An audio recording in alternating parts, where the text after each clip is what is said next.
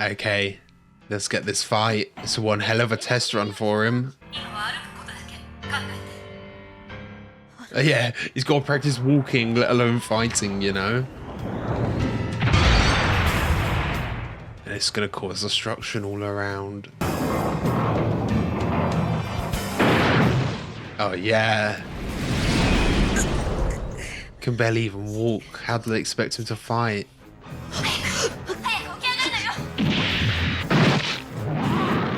Oh, it's cool with the two heads now. And he feels the pain too. Ah. Ooh. And in his head, it's like he's just snapped his arm. Right into his face. I mean, yeah, it can actually physically hurt him if it gets through to the cockpit as well. Pilot's reading lost.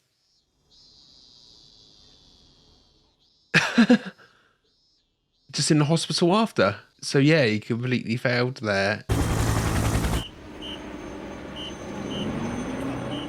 Okay, yeah. Wow. What's caused the angels to return? Oh,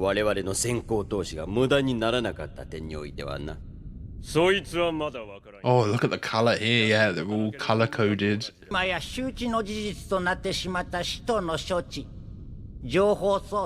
Need a disinformation campaign. Okay.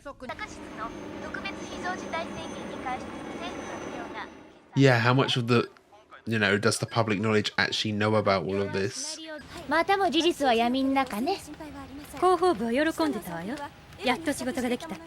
Surely people would see the giant angels.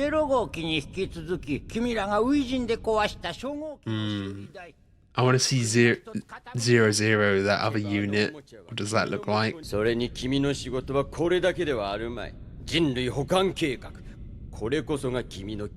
Human instrument. Okay. Humanity's time is running out, yeah. The way this is shot with him is like he could almost be in heaven, you know? It's all just completely washed out white. Did she have to take over for him?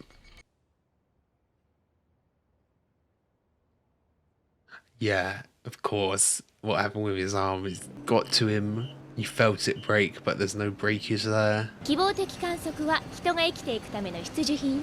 How did they actually beat the angel then? Or did, I don't know, something happen and it just left? Oh, he's here. Oh, what do you have to say? Yeah, actually see each other in person. Wow. Just close the door on him. I was wondering if he'd say good job or even, you know, hey, you didn't do that great. Okay. So he lived alone before already and he's only like 14, 15, isn't he? Yeah. She wants to look after him.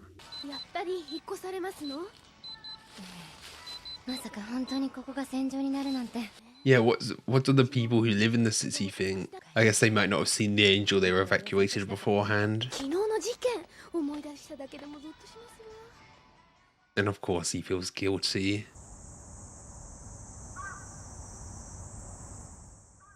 Yeah, the sunset is great. Oh.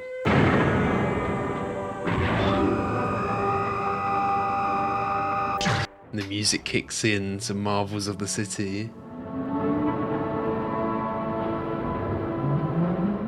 What are these? Just regular buildings, okay. They come up at night. And it's much more of a city.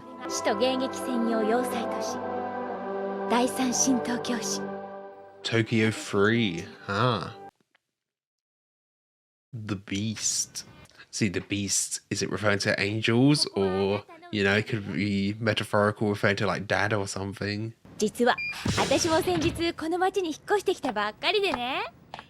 Oh, she's not even fully moved in. ただいま。おかえりなさい。 Yeah, look at him blushing. 気にしないでね。これは Yeah, she's really messy. Okay. つまみ。ビールばっかし。 Loads of beer. Oh, that's a cool fridge. Yeah, the way it opens. あっちの冷蔵庫。ああ、そっちはいいの。まだ寝てると思うから。寝てる？ Sleeping? She said another roommate. Is there someone else here? やっぱ人生この時のために生きてる。 Beer. 100% at the top. I hope it's... Better not be 100%. 楽しいでしょ。食事すんの。 Okay, yeah. I mean, he's the teenage boy, of course. 悪いわね、シンジ君。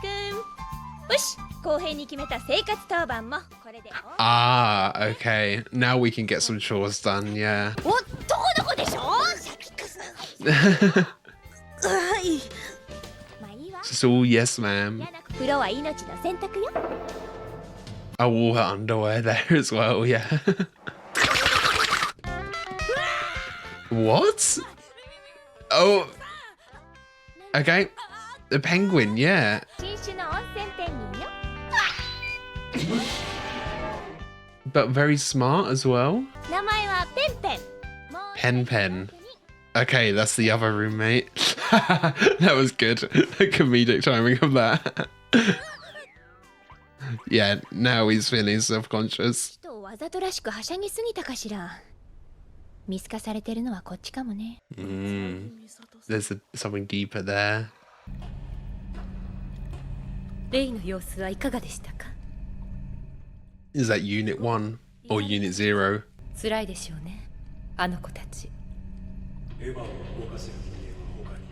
Oh, it looks like it's melted almost. Oh no, that's just a fabric thing. Okay. Yeah, does that look like it's trying to escape or something? School transfer as well. Is there a school in here for all the kids in the program? Yeah, her job is to look after him and make sure, okay, he's of use to them. リツコと同じか。あの人を倒したというのに。 Oh, he did actually beat the angel, though. We didn't see that, yeah. What happened off camera 知 then? らない天井。当たり前か。 Hmm. この町で知って Another ceiling he doesn't recognize. He wants some familiarity. なんでここにいるんだろう。 Does he need to make it a home now? Flashes of something. Okay. We'll actually get to see. Look at all of that blood, yeah. Okay, now we're seeing it. プログラム反転。パルスが逆流しています。回路遮断、せき止めて。ダメです。 Oh, inverting. Synchronization inverting. The unit's taking over. Maybe even taking over him. 暗号強制射出して。ダメです。完全に制御不能です。なんですって。 Yeah, this isn't Shinji in control at all then.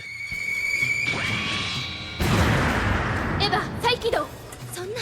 動け。 That's with his mouth opening with the teeth.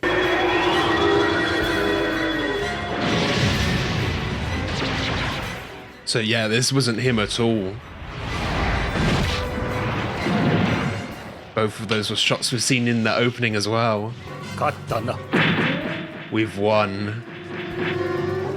Yeah, much more animalistic. Look at his posture now. 使徒には接触できない。 And it can heal itself. So quick though. 初号機も AT フィールドを展開。移送空間を中和 The two fields against each other. Oh, look at it, yeah. So Unit 1's a bit of a beast, as the title says. And yeah, so many of the explosions are cross-shaped, aren't they? Oh. But yeah, Shinji's just completely out for all of this, but is maybe getting flashes of it now. Yeah, these gems, are they like hearts? Oh, using itself, its own bones. Wow. 自爆する気 Whoa. Okay, a last second resort. And again across. See how fluid it became, actually, his body. But it walks out of the flames.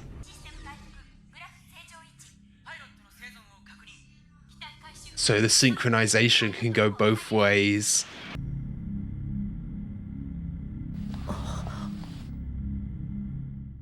Oh, he's seeing the underneath, yeah.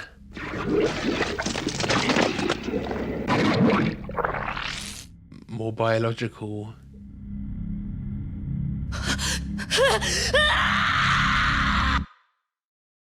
His memories have caught up. あんなことをしたのよ。胸を張っていいわ。 You should be proud. シンジ君 He didn't really do anything though, did he? Huh. Okay, so that was Neon Genesis Evangelion episode 2. You know, it kind of confirmed some things that I already somewhat knew. The nature of the Eva there being flesh underneath, but then it introduces this concept of the reverse synchronization, where actually the Eva takes control. Shinji is knocked out by that one attack, and it takes control, and you can see its true nature, much more brutal, mad, and just attacking, you know. So there's some interesting exploration you could do there with it then taking over, and what happens with like Shinji's brain when it does. Is it getting memories? Is he getting memories from it, or getting influenced by it? You know, the idea of synchronization, can their minds become one eventually over time as they like experience things together as well, you know? And Shinji was getting like these flashes of what happened, and I'm not going to go in frame by frame, but I'm wondering if there's anything more in those flashes, things that could happen in the future, or things that, you know, information that he doesn't know from the Eva's kind of memories. But yeah, we fully see underneath the Eva and the eye kind of connecting to Shinji there, the kind of fleshy nature of its true self. And I'm sure it's some sort of experimentation with the angels and human DNA in some way, or just experimentations on the angels, because we saw it heal itself. Now, funnily, it kind of healed the armor as well, but we established in the previous episode that the angels can heal themselves, they can regenerate. This obviously happened on a much more accelerated time scale, and I wonder, you know, how long it will be till Unit 1 is up and running again. It might not be that long if it can heal that quick, but that was when the Eva was in control. That was when the reverse synchronization was happening, so maybe it takes longer when it's not in control, because it can kind of will the regeneration to happen right then and there, where it's more passive later when it's like in a docile state. I wonder how long that will take, because they said they need Unit 0 up and running in about 20 days for when Rei has recovered as well. The thing is, that gives them 20 days where they're vulnerable if there is another attack as well, isn't it? And I do like the way it subverts your expectations, because, you know, last episode we got left off in the cliffhanger with the fight, and you're thinking, oh, we don't get to see it, but next episode might be a bit more action-packed. I don't expect this show to be like as action-packed anyway. It's more philosophical. That's the kind of appeal of it. There will be some cool action, I imagine, but it's not like a battle shonen where it's all focus is on the action. So we cut away to the hospital, which was quite a funny cut, because it was, you know, subverting your expectations, completely unexpected, and he's just there in the hospital after that one attack with the palm. It was a cool effect, the kind of thing coming out of his elbow and then going through and hitting him.